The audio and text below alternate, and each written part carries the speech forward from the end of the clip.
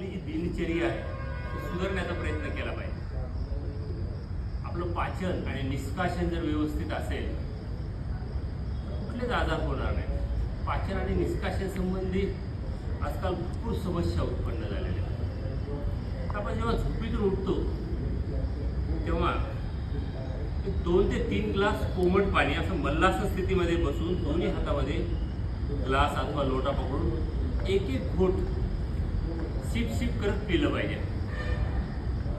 त्या पाण्यासोबत जी आपल्या तोंडामध्ये लाळ आहे ती लाळ आत गेली पाहिजे. साध्या गोष्टी आहेत तर त्याचा खूप फायदा आहे आपल्या त्याच्यामध्ये. आपलं पाचन सुधारतं, आपलं निष्कासन व्यवस्थित होतं. आपण जर असं बसलो 5 मिनिट मल्लासनमध्ये तर लगेच आपलं पोट साफ व्हायला खूप मदत होते. आजकाल तरुण पिढीला आपण जेवताना मांडी घालून बसतो, टॉयलेटला बसताना आपण इंडियन टॉयलेट वापरतो. पण इथून पुढली नवीन पिढी आजकाल बऱ्याचशा हाय क्लास सोसायटीमध्ये इंडियन टॉयलेट हद्दपार झालं, इंडियन टॉयलेट राहिलंच नाही. आणि जेवायला सुद्धा डायनिंग टेबल आला, मांडी घालून बसणे माहीतच नाही मुलांना, त्यामुळं त्यांचे गुडघे फोल्ड होतच नाहीत. तरुण पिढीला आपण आपल्याच हाताने वेगवेगळ्या व्याधीच्या खाईमध्ये लोटतो. कमीत कमी जेवताना मांडी घालून बसणे आणि टॉयलेटसाठी आपलं इंडियन टॉयलेट वापरणे, आणि हे तरुणपणापासून पाहिजे, ही सवय तरुणपणापासून पाहिजे. तेव्हा आपण मांडी घालून बसतो. आपण आपल्याच हाताने आपले भौतिक गरजा वाढवून आपलं आरोग्य घालून बसत आहोत. साध्या साध्या गोष्टी आहेत. मल्लासनमध्ये बसलो तर महिला माता भगिनींना ज्या मासिक पाळी संबंधित ज्या काही तक्रारी आहेत त्या पण दूर होतात. आजकाल शिक्षण, करिअर यामुळं लग्नाचे वय पण वाढत चालले. बऱ्याचदा 30 वर्षाच्या नंतर मुलींचे लग्न होत आहेत. त्यामुळं अपत्य होत नाही आहे. बऱ्याचशा खूप समस्या आहेत. ब्रेस्ट कॅन्सरचं वाढलेलं प्रमाण, या सगळ्या काही आपल्या बदललेल्या जीवनशैलीमुळेच या सगळ्या काही गोष्टी आहेत. आपली दिनचर्या व्यवस्थित पाहिजे. नियमित सातत्यपूर्ण योग हा आपल्या जीवनाचा अविभाज्य भाग बनला पाहिजे, तरच आपण उतार वयामध्ये तंदुरुस्त आणि फिट राहू शकतो.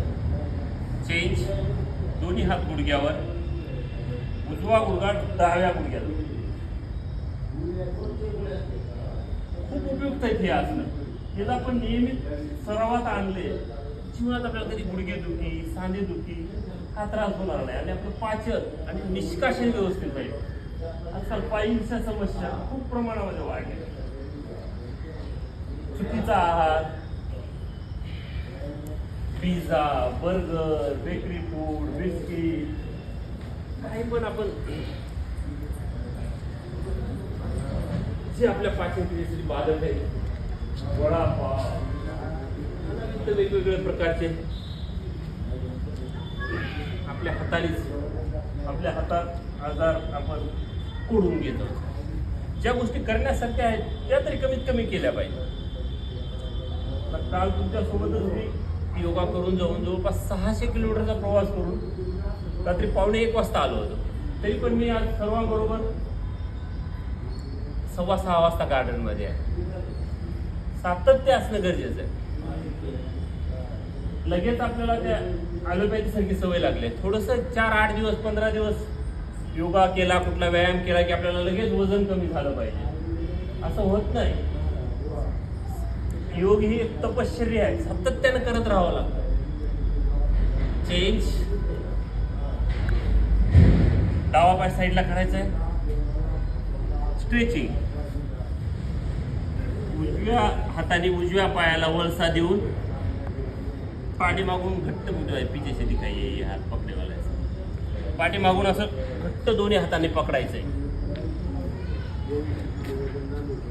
समोर आपल्या हनुटी गुडघ्याला टेकवण्याचा प्रयत्न करायचा आहे.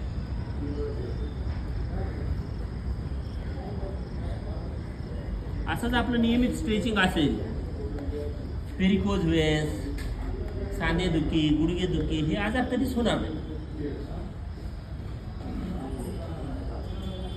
दुसरी तरफ से